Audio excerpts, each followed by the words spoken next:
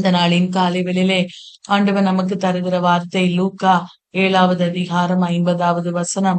அவர் ஸ்திரீயை நோக்கி, உன் விசுவாசம் உன்னை ரட்சித்தது, சமாதானத்தோடே போய் என்றார். அன்பான தெய்வ பிள்ளைகளே, இந்த காலை வேளையிலே ஆண்டவர் அவருடைய சமூகத்திலே வந்து அவரை உற்சாகமாய் இவ்வளவு நேரமா ஜெபித்து அவரை ஆராதித்து அவரை துதித்து மகிமைப்படுத்தின அத்தனை பிள்ளைகளையும் பார்த்து ஆண்டவர் சொல்லுகிற வார்த்தை, உன் விசுவாசம் உன்னை ரட்சித்தது, சமாதானத்தோடே போ என்று சொல்லி அவர் இந்த காலை வேளையிலே சொல்லுகிறவராயிருக்கிறார்.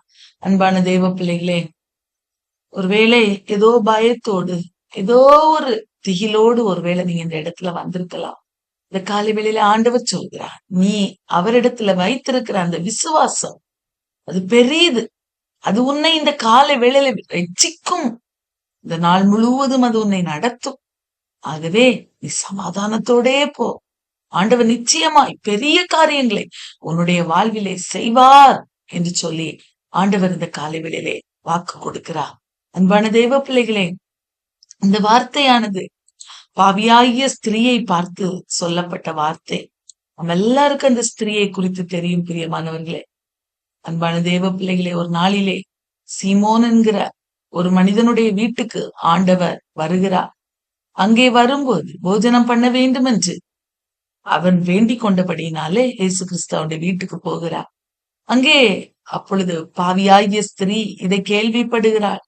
அவள் என்ன பண்றார்னா, அந்த பரிசேயனுடைய வீட்டுக்கு வந்து ஒரு பரணியில பரிமள தைலம் கொண்டு வந்து அதை அவருடைய பாதங்களின் அருகே நின்று அழுது கொண்டு அவருடைய பாதங்களை தன்னுடைய கண்ணீரால் நனைத்து தன் தலைமயிரால் துடைத்து அவருடைய பாதங்களை முத்தம் செய்து பரிமள தைலத்தை பூசினாள்.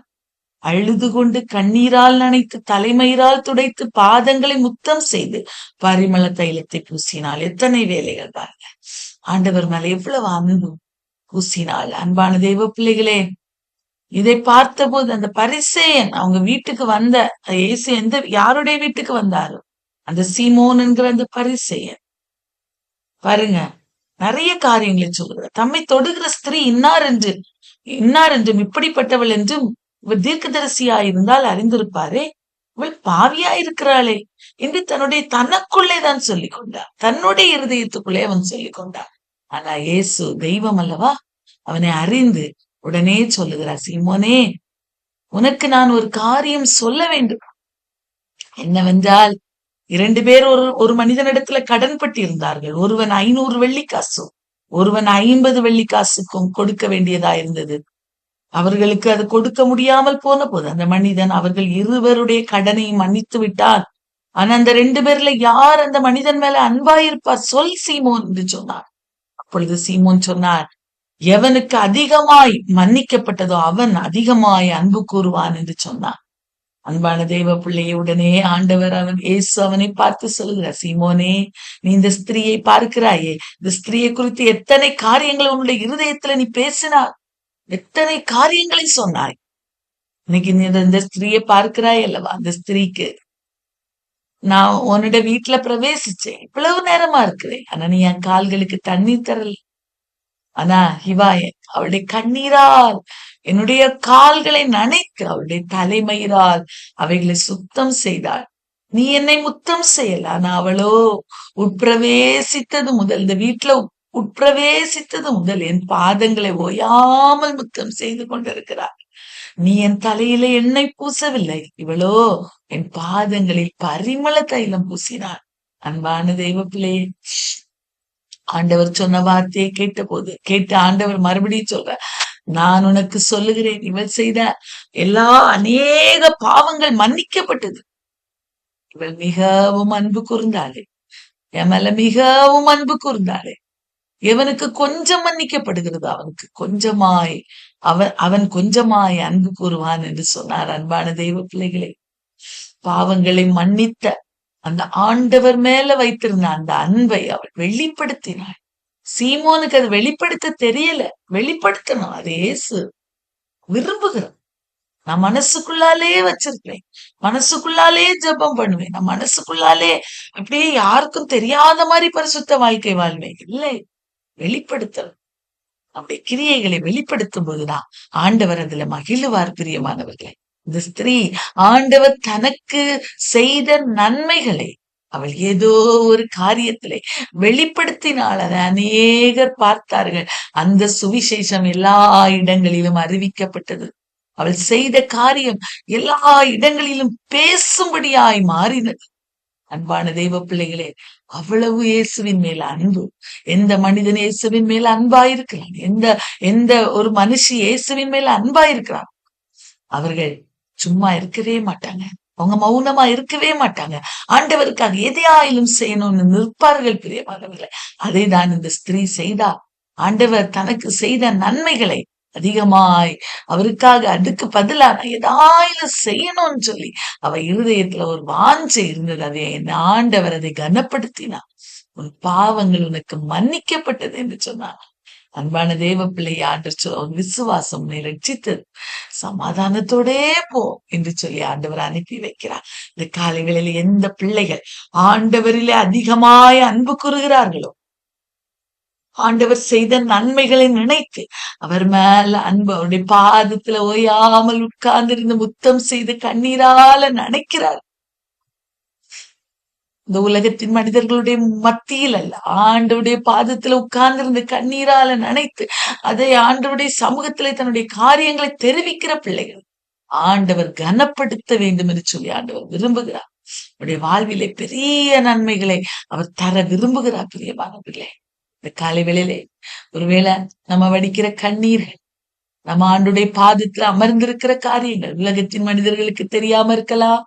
ஆனா ஆண்டவருக்கு தெரியும். இந்த காலை வேளையிலே அவர்களை ஆசீர்வதிக்க அவர் உண்மையுள்ளவராயிருக்கிறார். எபிரேயர் 11வது அதிகாரத்திலே வாசிக்கிற விசுவாசம் இல்லாமல் தேவனுக்கு பிரியமாயிருப்பது கூடாத காரியம். ஆண்டவர் மேல விசுவாசம் அதிகமா இந்த காலை வேளையிலே நமக்கு உண்டாக வேண்டும். பிரியமானவர்களே, நாம் அதிகமாய் ஆண்டவர் மேல விசுவாசம் வைக்கும் போது நிச்சயமாய் நம்மை ஆசீர்வதிப்பார். அன்பானவர்களே, உன் விசுவாசம் உன்னை ரட்சித்தது, சமாதானத்தோடே போயின்னு சொன்னவர்.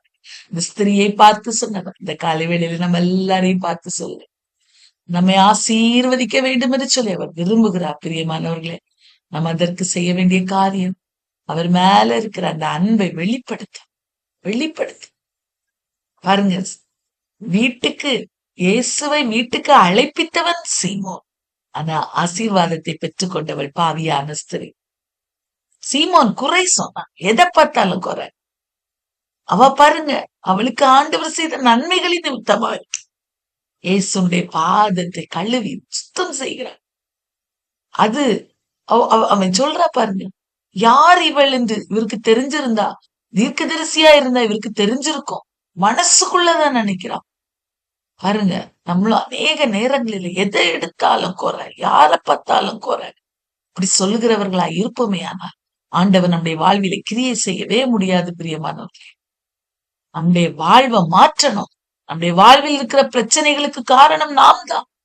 நம்மை மாற்றி அமைக்கணும். பிரியமானவர்களே, இந்த காலை வேளையில அதை ஆண்டவர் விரும்புகிறார். இந்த குணாதிசயங்கள் மாறணும். ஆண்டவரை நோக்கி ஜெபிக்கிற பிள்ளைகள் இப்படி இருக்கக்கூடாது.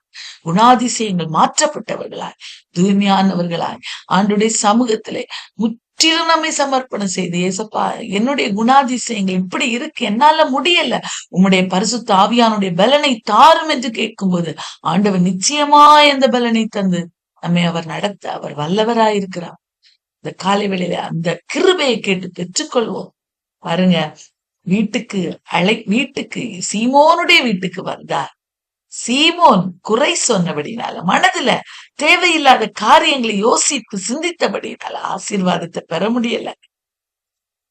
பாவியாகிய ஸ்திரீ தேவனுடைய சமூகத்திலிருந்து இரக்கத்தை பெற்றுக்கொண்டார். இந்த காலை வேளையில இரக்கத்தை பெறுகிறவர்களா இருக்கிறோமா என்பதை சிந்தித்து பார்த்து, ஒருவேளை அந்த இரக்கம் பெறுகிறதற்கு, மன்னிப்பை பெறுகிறதற்கு, சமாதானத்தை அவருடைய சமூகத்திலிருந்து பெற்றுக்கொள்கிறதற்கு நம்முடைய வாழ்க்கையிலே அநேக தடைகள் இருக்குமே. ஆனால் அவருடைய சமூகத்துல அறிக்கை செய்வோம். பிரியமானவர்களே, எந்த காரியத்தை ஆண்டவர் மாற்றி அமைக்கணும்னு விரும்புகிறார், முழுவதுமாய் அவருடைய சமூகத்துல சமர்ப்பணம் செய்த, ஆண்டவரே என்னை மன்னிச்சு என்னை பரிசுத்தப்படுத்தி, இந்த ஸ்திரீ எவ்வளவா இம்மிடத்துல அன்பு கூர்ந்தார், அதே போல அன்பு கூற எனக்கு உதவி செய்யும் என்று கேட்கும்போது ஆண்டவர் நிச்சயமாய் பெரிய காரியங்களை செய்து நம்முடைய வாழ்விலே நம்மை வழி நடத்துவார்.